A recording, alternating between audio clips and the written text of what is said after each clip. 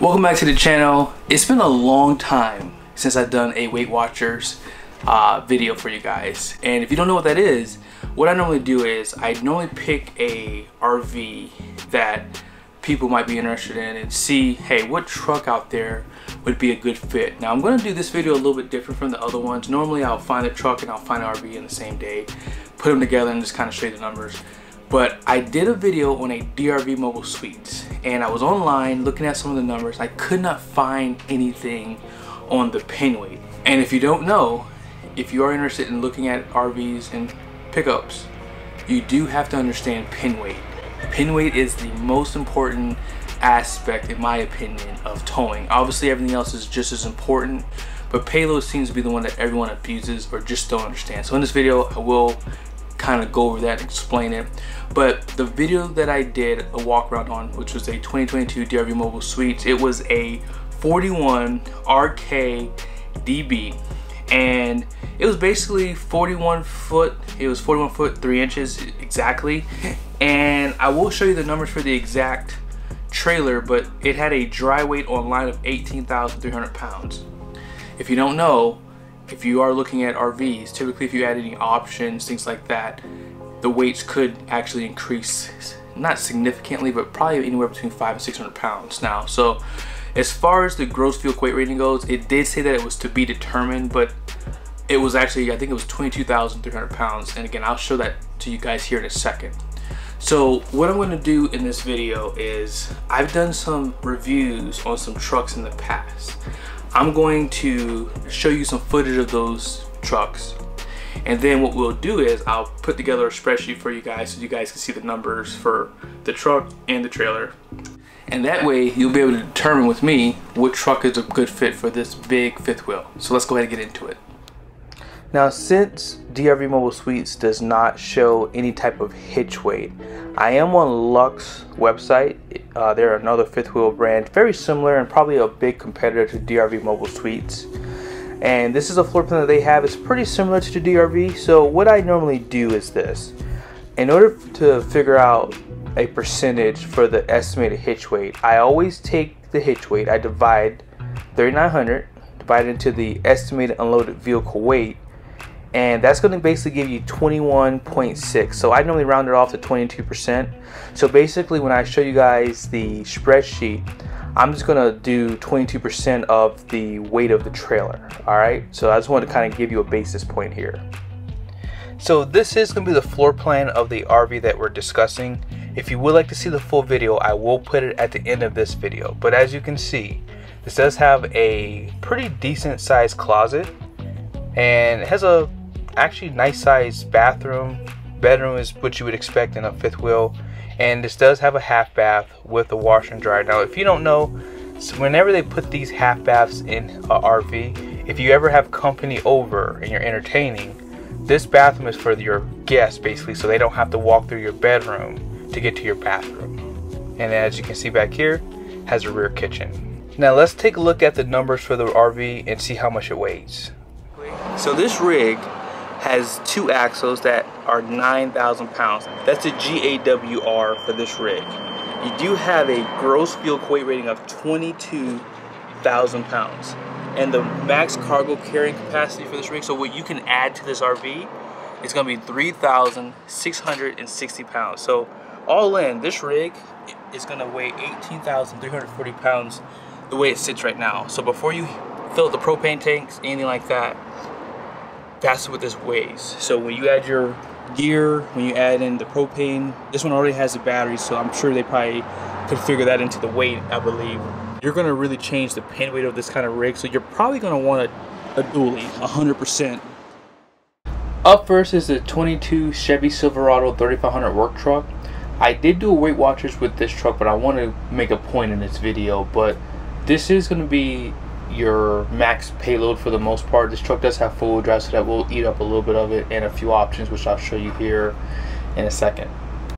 Something cool that GM does is they do add an additional overload leaf spring for the dualies.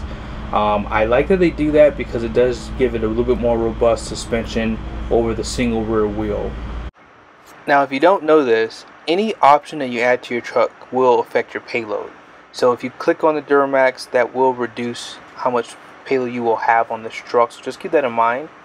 And this truck did have the gooseneck and fifth wheel prep package available with it too. And just moving over, just take a look at some of the other options that it has up top here. And what's cool is you can get power takeoff on GMs with the bed. And then here's some of the pricing too, just so you have it for top of mind as well. Alright, so here are the numbers for the GM. Now, the only thing I want you to take note of is just the towing capacities for conventional and the rear gross axle weight rating. Everything else is going to be on the spreadsheet that I'm going to show you.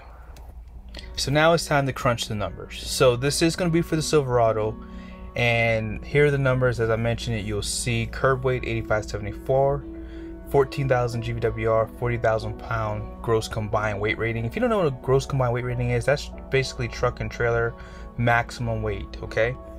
And payload is 5,426 with a 31,100 pound towing capacity. Now obviously you guys know hitch weight is basically the most important thing here. I have a pound in here for now. That's what we're going to start off with, because I really want you guys to see, you know, the estimated cargo, passengers. These things are what a lot of people do not account for. So here's what I did. This DRV is like a couple's trailer. So I would venture to say husband's gonna weigh 200 pounds, wife's 135, 75 pound dog as a buffer, and then figure your cargo, so hitch, any other gear you might have in the truck. Now a lot of people would say that hitches are like 250 pounds, 300 pounds. I went on Amazon and I looked at this B&W 25,000 pound companion fifth wheel hitch. It's only showing 70 pounds item weight. I was very shocked by that. I've always been told that hitches were like 250. I've never had one before, but these are actually not that heavy. I mean, it still would be kind of cumbersome to handle by yourself, but 70 pounds ain't bad. So let's go back. All right, so this figure 350 here, so that's a total in the truck at 760 pounds, okay? Now with that pound here, you're at 4,665 pounds, right? So with that being said, let's go ahead and put the first number in. So this is going to be 22% of the dry weight. So this is the trailer weights. As I mentioned, it was a 22,000 pound GVWR, and 22% of this number is going to be 4,035 pounds, okay? Oop, I put 40,000, that's not good. So 4,035 pounds. So as you can see, you are fine with this configuration if you're not gonna basically put anything in the trailer. So if you don't know this, propane and batteries are typically not included in the capacity. So just keep that in mind, okay? So let's go ahead and add some weight to this trailer. So we're gonna basically just add 2,000 pounds. That's about what you're gonna add. So it's gonna be 20,340 pounds. And 22% of that number is gonna be 4475. So as you can see, even with a base model truck, you still can get pretty close to the numbers, but this will actually work. Now, the only thing I'll tell you is if you get close to that GVWR, you're gonna go over. Now, the only thing I'll say about the DRV is there is no storage on the rear, and that would really help this RV to have more capacity. So maybe that's something they could change in the future, is putting more weight that you can put on the back, because this is probably, and I'll go over in the video, this may not be enough truck for this RV depending on how you live. Alright, so I did this video a while ago. This is the 2020 Ford F450, and I really wanted to just give you guys a perspective of what kind of truck it is. I will show you the window sticker and some of the things, but let's go ahead and take a look at the rear suspension, because that's going to be important when it comes down to towing. Alright, so here's the rear suspension for the F450. It's going to be pretty similar to the 1-ton F350 trucks that you see. So you do have that additional overload leaf spring, and then the 4 in that main pack there. And here's the rear of it too. This does have a 430 standard. It's the only one that is available for this truck. Something that people take for granted are some of the options that they choose on their truck. So obviously, if you get a lower trim level, you're going to get more payload, which means you'll be able to tow more. So in this case, here's some of the options on this truck. This is a short listing, but I want to show you some of the things that came on it, and then check out the total price. So here's base price, And this is the total MSRP for this F450. Might have prices changed a lot. So I'm going to put these numbers in a spreadsheet as I mentioned with the Chevy, but I just want you to take note of the gross axle weight rating at 6,000 pounds up front and then 9,900 pounds in the rear.